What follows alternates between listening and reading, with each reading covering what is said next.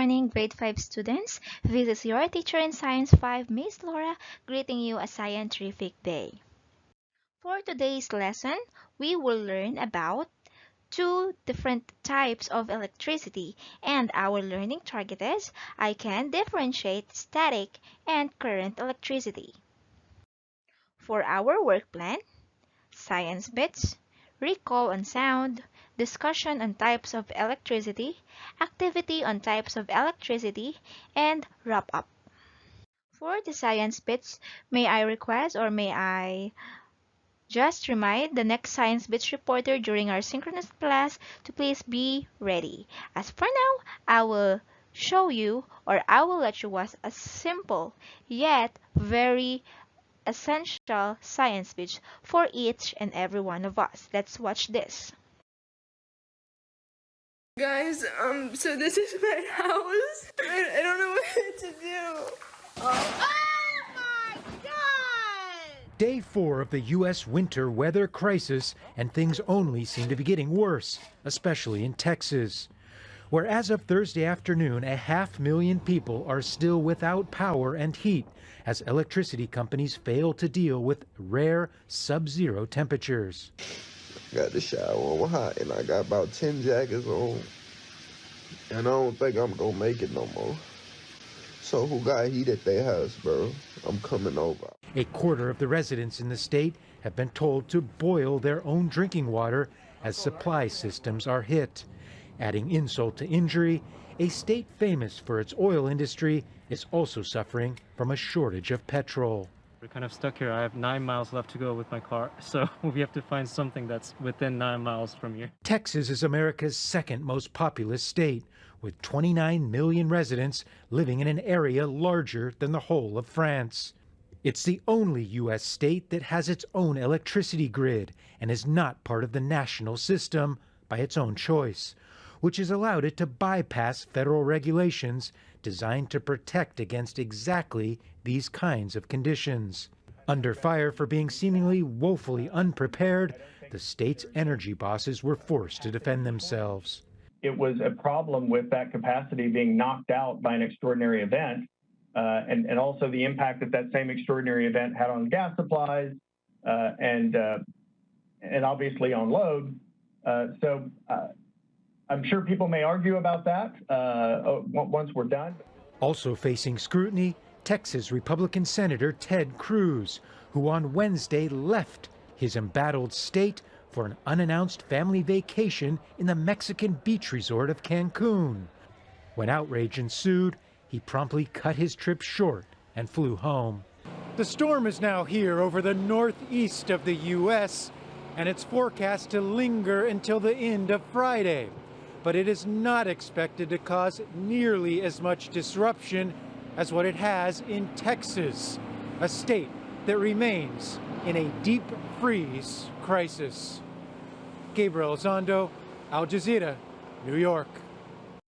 So you see, that is how or what is happening right now in different countries. If we in the Philippines, we are using our electricity or our power in order for us to give a cold temperature, and in the other country, they are using their electricity in converting or in having this hot temperature or high temperature. So that is very, odd, but then that is life. So in order for us to survive, we need to use different resources. But what if these resources that we have will eventually drop down? So what resources we have right now, we should be thankful of it and use it properly. Now let's have the recall on sound. Last session 1, we talked about different questions, or we have answered different questions with regards to sound. How sound is being produced, what are the properties of sounds, and what are the effects of property of sound. So eventually, we talked about or we learned that sound is produced by vibrating objects. And there are eventually different properties of sound like speed, intensity and loudness, and frequency and speech. Eventually, these particular properties of sound gives us an idea that we need to be careful of all the things or all the music that we are hearing, especially when we are using earphones and earbuds, because this eventually sound could give us or put ourselves into danger if there are high frequency or intensity. Eventually, it will lead to a loud sound and eventually damage our eardrums. So that is all about sound. Now let's try to take a So look today at we're this going to show video. you why you shouldn't leave your chargers plugged in. So as you can see, there's power in there. Now you plug in your phone. There's power in there, how it's supposed to be. But if someone is talking on the phone while the phone is charging, the electric waves will come to your body, as you can see.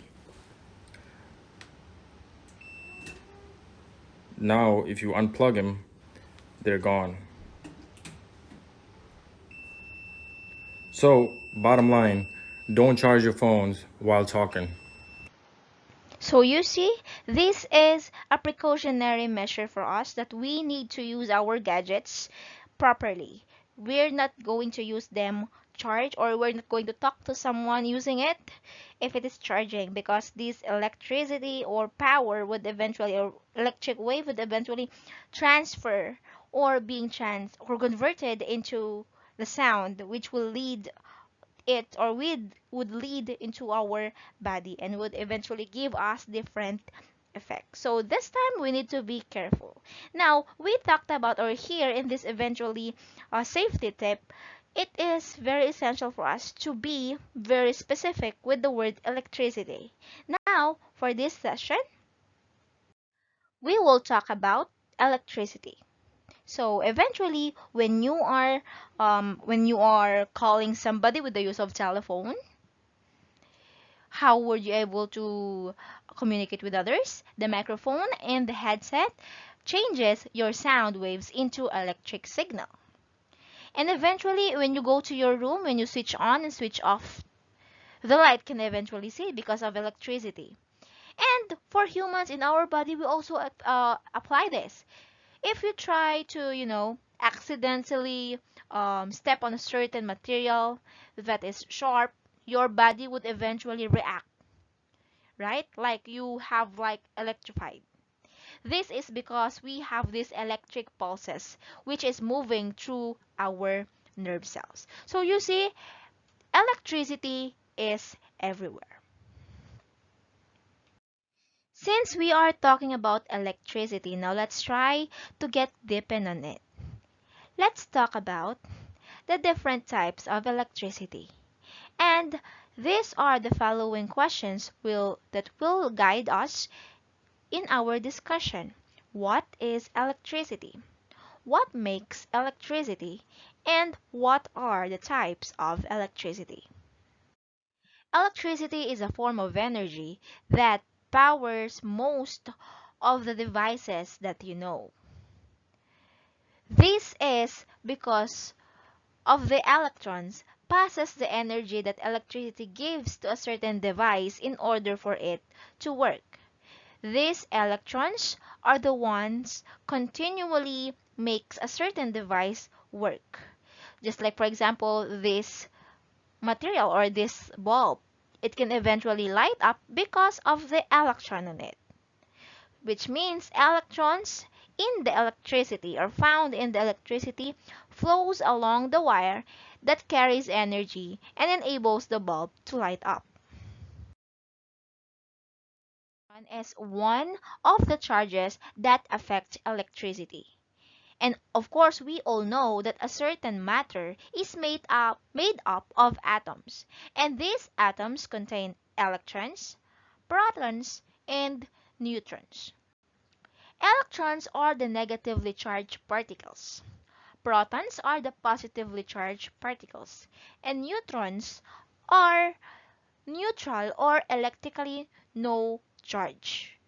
So same charges with this, same charges repel each other or move away from each other, while opposite charges attract each other.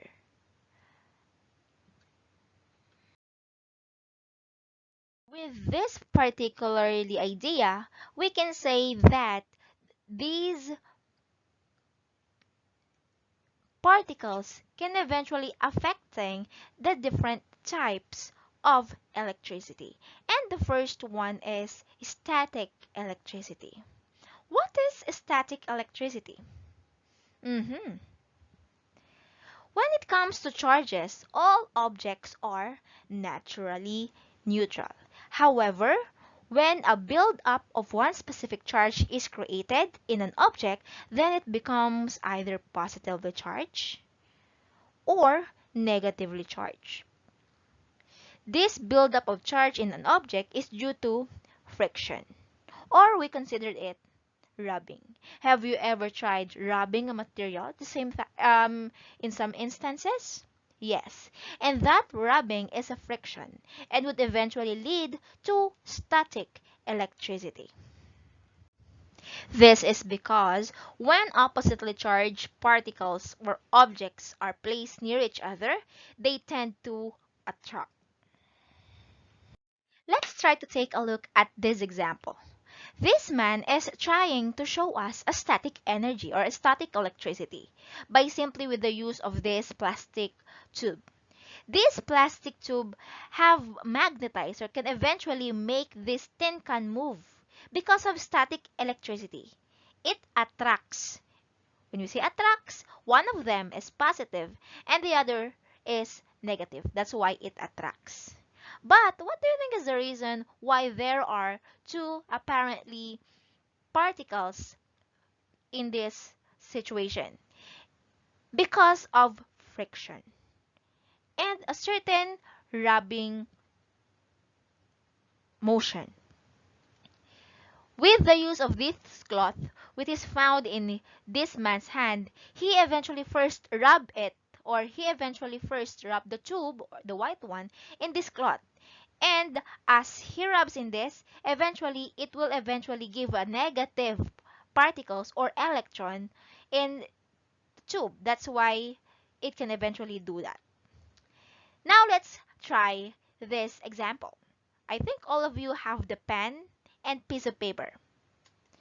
Let's first try to tear a paper into small pieces. Just a thin part of or small part of the paper and try to tear small pieces from it. Are you done? If you're not yet done, you may pause this video. After which, get your pen and rub it to your head or to your hair. I'll be giving you 30 seconds to do that.